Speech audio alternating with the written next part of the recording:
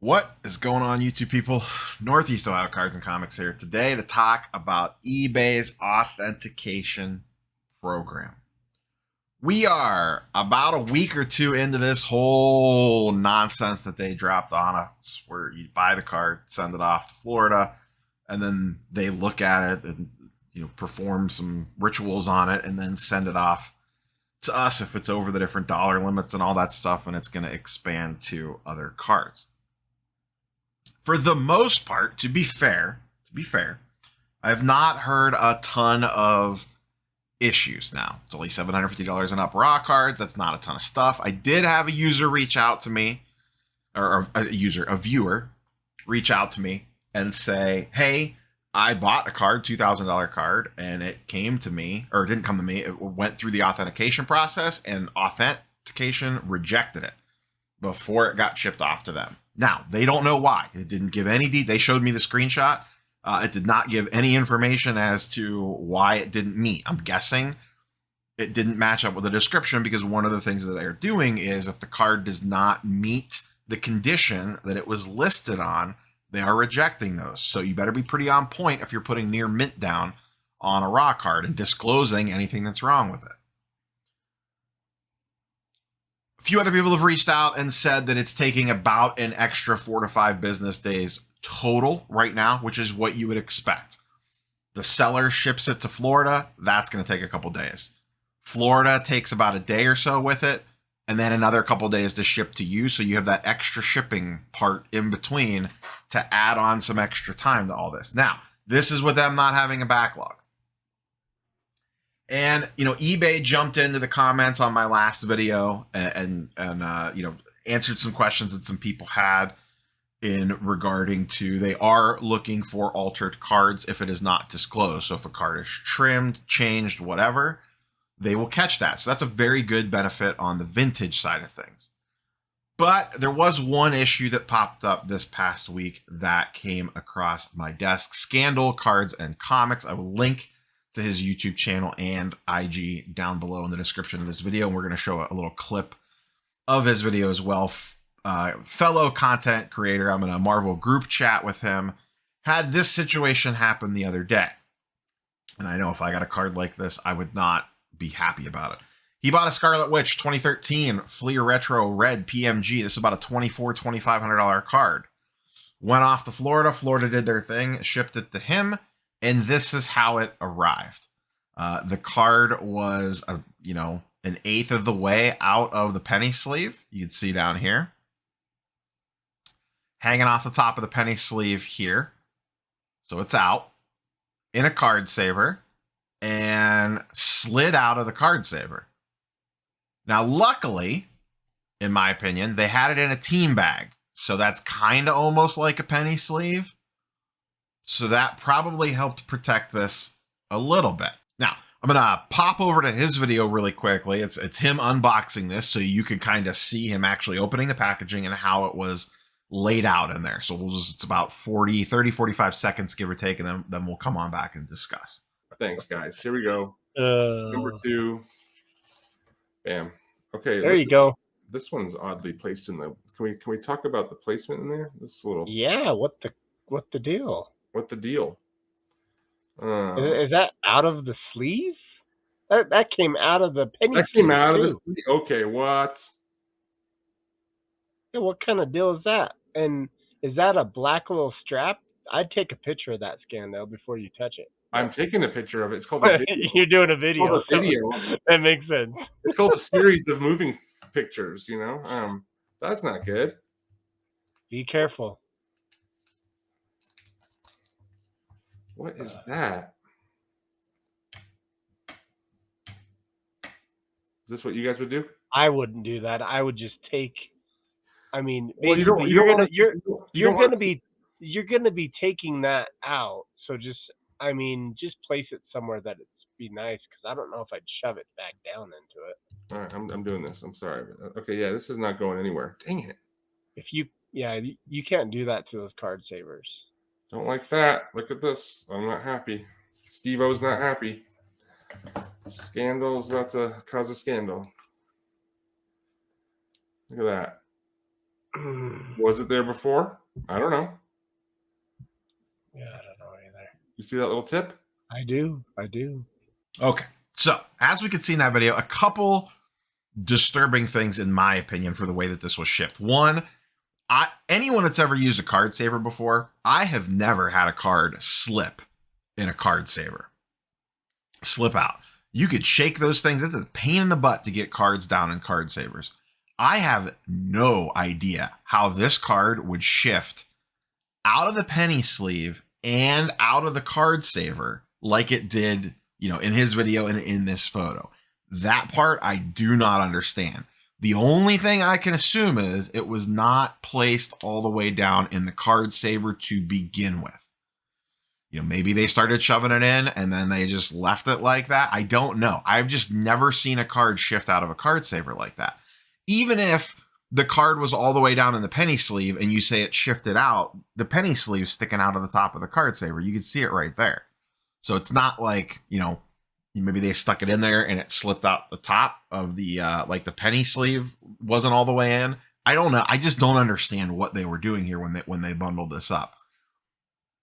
The other thing I didn't like was the way the black strap went over the corner of the card saver. Now, I guess 99% of the time, if it's working the way it's supposed to work, that black strap would not go over the corner of the card like it did. But in this case, it did. Now, he was questioning whether the card was damaged or not. That I don't know. I don't have the card in hand. But you can see the top right corner here does have a little bit of whitening on it. Not terrible and very common with a PMG. I did pull up the original listing photo. And this is the original listing photo. And it does look like that same white soft corner is there. Whether it got worse or not, I don't know. But you could kind of see it there as we zoom in. And actually, he has a better photo of it. So that's the soft corner there. And this is the soft corner from the original listing. In my opinion, those are pretty close without having the card in hand. It's hard to tell. This is a scan, so it's completely flat. This is a little bit of an angle. So did that make it a little bit worse slipping out? I don't know. Across the top edge looks about the same. There's a little chipping there, in my opinion. And you can see that here on this photo. So, I don't know if it was damaged in transit. I really don't. It could have been. It could not have been. I don't know. Once again, it's hard not having the card in your actual hand. The problem is, even if it wasn't, it has now opened the door to questions. Because it was shipped like this, questions are now being asked. You know what I mean? Maybe it was. I don't know. It's tough to say. Once again, I don't have the card in hand, so I'm going to caveat this a little bit. But just the fact that it was shipped like this, slipped out like that, and this is a $2,500 card, $2,400 card. This is how it was shipped. And like I said, to be fair to eBay and CCG, CGC, CSG, the whole CCs and Gs, to this point, I have not heard a lot of issues with it yet. And, people are on my radar and messaging me if there are. So I'm curious in the comments down below, please, if you have experienced anything with this, good, bad, or indifferent, if you've had a card go through this process, please let me know down below. This is the first one I have seen pop up as a major issue. So anytime people involved, there are going to be major issues. So I'm not like, going to sit here and bash eBay and CSG, CGC, whatever, the authentication group, because mistakes are going to happen. But this is just like all our worst fears coming true. The fact that this card went through an extra set of hands and this is how they shipped it, how that extra set of hands shipped it, just raises the first of probably many red flags with this program. Does it ultimately do enough good to outweigh these couple things that are going to pop up? And like I said, no system is perfect, so stuff is going to happen. Scandell Cards and Comics has been in touch with eBay about this situation. I don't believe there is a resolution at time of recording. So once again, I encourage you to go check out his channel, his Instagram. And if I hear what the follow-up was, we'll see. And I wasn't exactly sure what he was potentially looking to do yet with it. But it sucks, like, as the seller, it's not their fault this happened. As the buyer, it's not their fault this happened. So I assume this would fall under some sort of liability protection that eBay has between the authentication group and getting it in the buyer's hands. So I'll be curious to see how they handle this once I get more information. Like I said, I'll include it into a video or do a community post about it or whatever. But and I'll link to the eBay listing for this item as well if you want to take a look at it yourself. But yeah, so this is just, come on, guys. You got to do better than this. I don't know what caused this situation, but please. And that's part of the reason why I'm doing this video, is not to attack eBay and the authentication group at all. It's to point this out so they can do better and fix the process. So if they are going to force us to do this, that it works as best as it possibly can for all parties involved, buyers and sellers. Because I know I would be irate if I bought a $2,500 card and this is how it was shipped to me, especially from the authentication group. You know, it's one thing to get the card shipped like this from the buyer. That would be a problem. Imagine getting it from an actual authentication group like CCG that is supposed to be, you know, that's a grading company. They're supposed to be on top of things. And this slipped through the cracks. And like I said, that stuff is going to happen. And that was, I think, a lot of people's concerns, because anytime an extra set of hands is touching something, anytime there's an extra link in the chain, that's just more likely, just even if it's like just 1%, it just slightly increases the chances that this goes wrong. I really wish, eBay, if you are listening, and I know that you at least watch some of my videos, I really, really wish this was optional. I'm sure you have your reasons that I do not understand. Why are you requiring this on all purchases? I really believe this should be optional, either as a buyer or as a seller. As a seller, if I want to list my cards with the authentication thing on there, I should be able to do that if I want the peace of mind and the protection on my end. As a buyer, any card that I buy, I should have the option to check mark that box and say, send this to Florida. I want it checked out. And maybe I pay the fee for that. I don't know. Because I know you guys, we all know you guys are going to charge for this.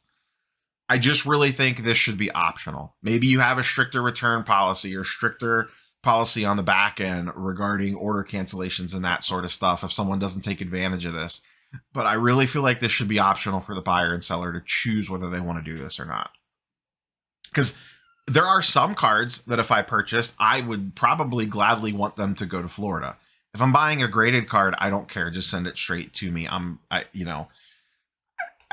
just really feel like this should be an optional thing for people. It should be a tool in the toolbox. It shouldn't be forced on anybody.